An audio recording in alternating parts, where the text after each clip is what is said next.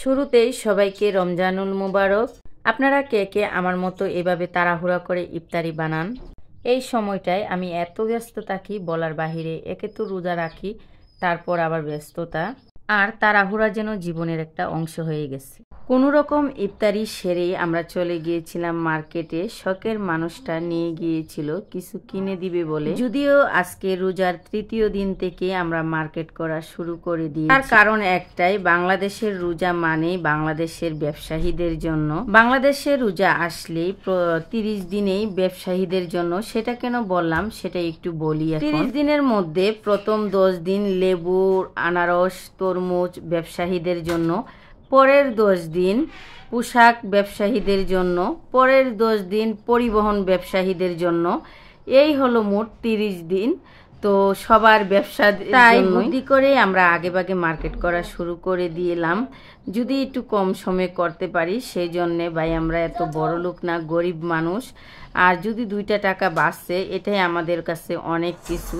আর আজকে গিয়েছিলাম আমরা সিফাতের আব্বুর জন্য পেন কিনতে, কারণ ওর পেন নাই খুব একটা, সেজন্য। তারপর ওর পেন টেন কিনে দেখা গেছে কি আমাকেও সে 2টা 30 পিস কিনে দিল। আর এই দোকানদার থেকে আমরা সব সময় ফ্যান নেই, সিফাতের আব্বু বিশেষ করে। এই দোকানের ফ্যানগুলো অনেক ভালো। যদিও এই মার্কেটটা পাইকারি, আমরা যেখানে থাকি সেখান থেকে প্রায় 20 টাকা বাস ভাড়া সেখানে। এটা হচ্ছে শ্রীপুরে। এটা হচ্ছে একটা পাইকারি মার্কেট, কিন্তু খুচরা দামেও বিক্রি করে। খুচরা কিনতে গেলেও আপনার কাছে অনেক লাভবান, কারণ হচ্ছে তারা খুব কম দামে 10 টাকা 20 টাকা লাভ হলেই তারা ছেড়ে দেয় প্রোডাক্টগুলো। আর সিফাতের আব্বু সবসময় এই দোকানটা থেকে ফ্যান কিনে। এর আগেও একবার কিনছিল, ফ্যানগুলো অনেক ভালো হয়েছিল, যে কারণে আমরা আবারও আজকে আসলাম এই দোকানে পেন কেনার জন্য। সিফাতের আব্বু আমাকে বলতেছিল দেখো তোমার কোনটা পছন্দ হয়। আমি বললাম দেখো আমি এগুলা কিছু চিনি না, কারণ সত্যি বলতে আমি পেন সম্পর্কে কিছু চিনি না, কোনটা ভালো কোনটা স্টিচ কোনটা কি, এগুলো আসলে আমি কিছুই চিনি না। যাই হোক আমি শুধু কালারগুলো বলে দিছিলাম যে এই কালারগুলো অনেক ভালো লাগতেছিল। যদিও আমার কাছে ব্ল্যাক কালারটা অনেক ভালো লাগছিল, কিন্তু ব্ল্যাক কালারটা ওই ভাইয়াটা বলতেছিল দোকানদার যে এটা রং উঠবে নিয়েন না, এই জন্য আর এটা আনলাম না। বলে যে আপনারা আমার পুরানো কাস্টমার, সেই জন্য আমি চাই যে ভালো কিছু নিয়ে যান, পরবর্তীতে যেন আমার কাছে আসতে পারেন।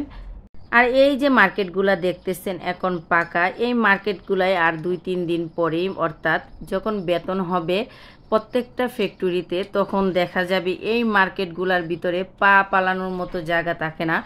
এজন্যই আমরা একটু বুদ্ধি করে এবার আগেভাগে আসলাম, কারণ খুব একটা ভিড়ের মধ্যে মার্কেট করা যায় না। স্বস্তি নিয়ে একটা যে মার্কেট করবেন সেটা করা যায় না, এজন্যই আমরা আগেভাগে আসছি। সবাই ভালো থাকবেন, সুস্থ থাকবেন। আর আপনাদের এই বইনটার ভিডিওগুলো যদি ভালো লাগে তাহলে প্লিজ আমার চ্যানেলটি সাবস্ক্রাইব করে আমার পাশে থাকবেন। ফাইনালি আমাদের মার্কেট করা শেষ, এখন হচ্ছে আমরা বাসায় চলে যাব। অবশ্যই এই 30 পিসগুলো যেদিন বানাবো পরে একদিন সবার সাথে শেয়ার করব। ভালো থাকবেন, আল্লাহ হাফেজ।